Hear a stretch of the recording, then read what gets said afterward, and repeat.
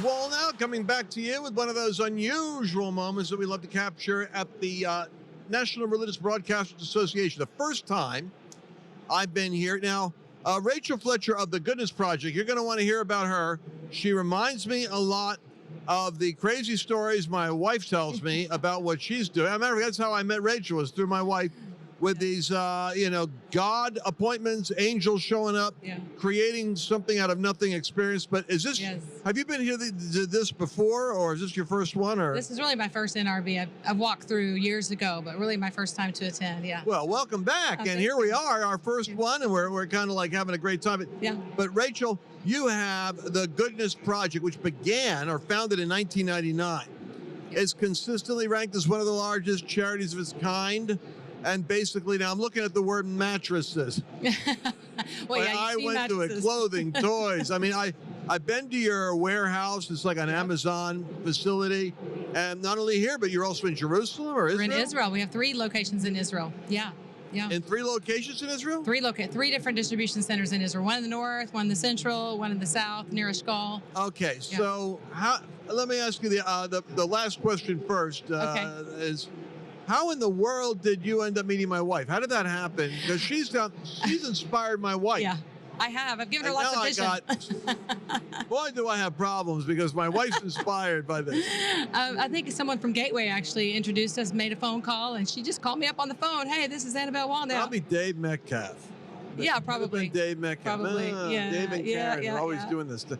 All right, so then you started partnering, but you guys are unusual in that you really are about throughput. You're like distribution of necessities into people's lives. Massive amount of resource. Our mission is to help children and families in crisis, targeting those most essential resources to those families that are in crisis.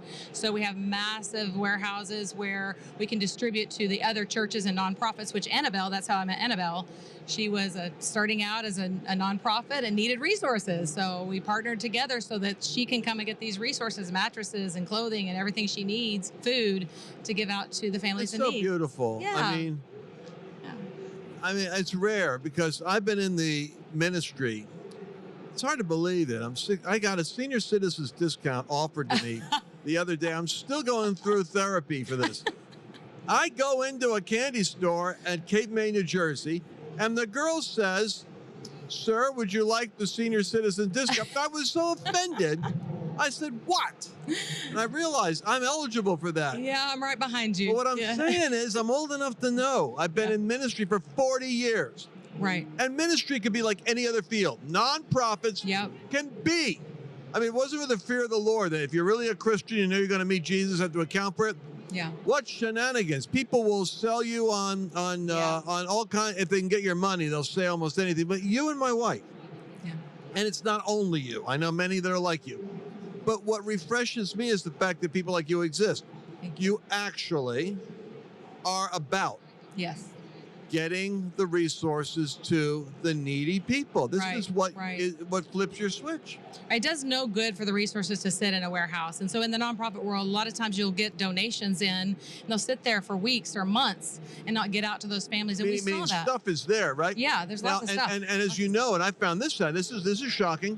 Yeah. Food distribution. When kingdom people, when Christians get involved, it's not done as a business. The finances is necessary to do the ministry. That's right. It's not a ministry designed to raise finance. A big difference. Yep. Because in the government, 90 cents on a dollar could go to the fundraising organization, the bureaucracy, the government payroll. 10 cents on a dollar will go out into the community in food. Right. Or maybe 20 cents on a dollar. Yes. But when you guys do it, it's just payroll and light, heat, and power. Yes. That's all that it is. That's right. And you're not doing this to get rich because it's a nonprofit. That's exactly right. It's actually, we have a very limited staff. We're very understaffed because we don't want all of our funds going to staffing. It can be kind of a problem there because we need more staffing. But as we grow, the Lord will provide those funds. All right. Finances. So people are sold on the integrity of what you got and the fact that it's big and you got stuff coming through. But tell me the stories as to what you're actually doing. So what difference are you making? Well, because we partner with over 300 nonprofits, there's unlimited stories from them, but we also will have families call us up. And the other day I had a single mom call me up, and she had nothing. She actually was single because she gotten divorced and had a child. So a lot of that happens where they don't have anything. They have to move. They've got nothing for their apartment. And they come in, we can load them up with dishes, with food, with clothing. Her husband was basically taking everything from her. So that's one story of many stories. We help churches do outreaches. So we set up an outreach, when COVID was happening, everybody was shut down. We did drive-through outreaches. We just find ways. If a disaster happens, when all the electricity went out and for days nobody had water, we trucked water in from another state to make sure we had water or toilet paper or whatever it is. So we just have a massive amount of people that we're connected to from 25 years of doing this, and other businesses that help us to get these most needed resources, basically. That's beautiful. And there is people, I think, kind of miss the fact that Annabelle told me a story recently, because I asked her for these stories. I say, honey, if we don't have stories, I can't tell people what you do. They may like you. Yeah. But the stories are gold. He who tells the better story often wins. And sometimes a great storyteller with a lousy product does better than a sincere person that can't tell a story. That's so true. But she was showing me, I said, for instance, like, what are you doing, Annabelle? And she goes, a family just had their whole house burned down. I remember her saying that. And so we were able to...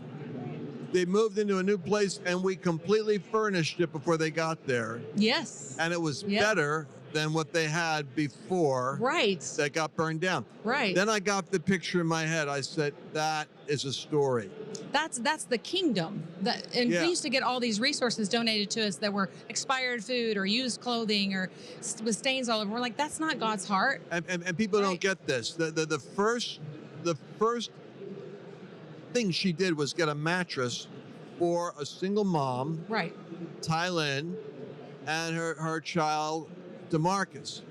DeMarcus was like 7 years old or 8 years old at the time, but he was sleeping on the floor. So we're talking about, like, some of you guys don't get it.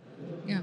Because your basic needs are met. You don't know how many families don't have a kitchen table. Exactly. How many poor families are happy to not be in a shelter, but every dollar they've got is going to rent. That's right. And they're eating.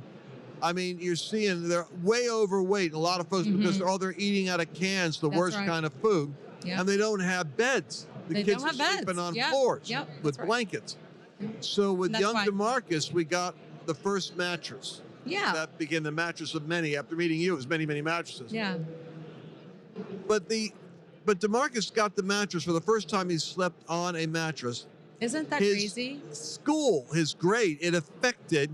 Suddenly, the teachers are saying he's had a renaissance academically, because now he's the top of the class. He's top of math.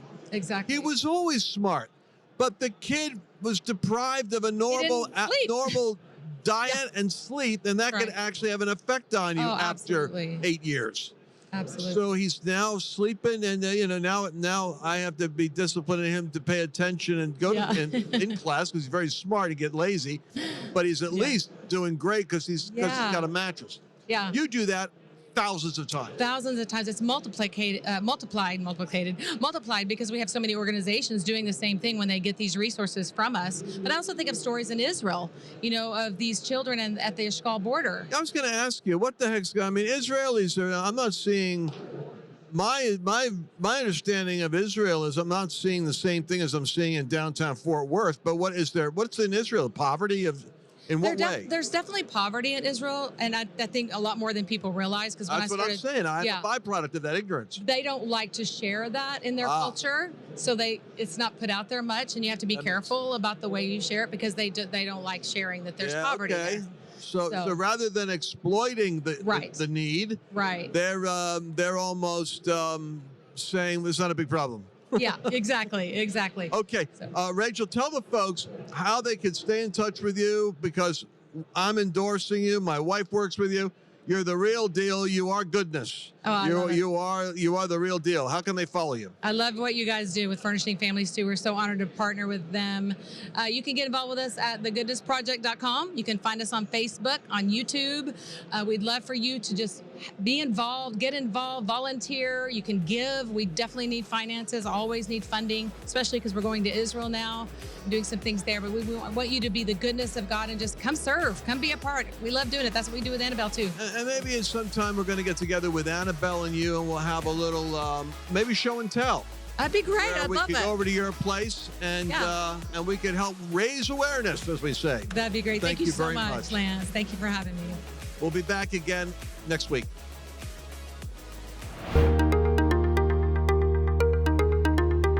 Hi, this is Rachelle with The Goodness Project, and I'm standing right here in our Resource Center in Dallas, Fort Worth. We also have resource centers in Nashville, Tennessee, Buffalo, New York, but our goal is to help our community, those of you that are right in our cities. And so we've put together this resource center full of all kinds of resources such as mattresses, diapers, food, clothing, shoes, everything that you can think of that someone would need who is facing crisis. We want to help you, churches and nonprofits, help get these resources into your hands and make it a lot easier for you. Years ago, when we were just starting out, people had great intentions and they would donate used clothing or we'd get food that was expired, but that's not what we wanted. Our vision was to give the best. We wanted to give the best to those who were in need, things that we would want. We want to be able to give those to others. And so we have set this up for you to come in, to be a part of showing the goodness of God in the most unprecedented ways in these times. I hope you'll partner with us. Be a part of the Goodness Project. We want to get these resources to you so you can get them out to the families that need them most. God bless.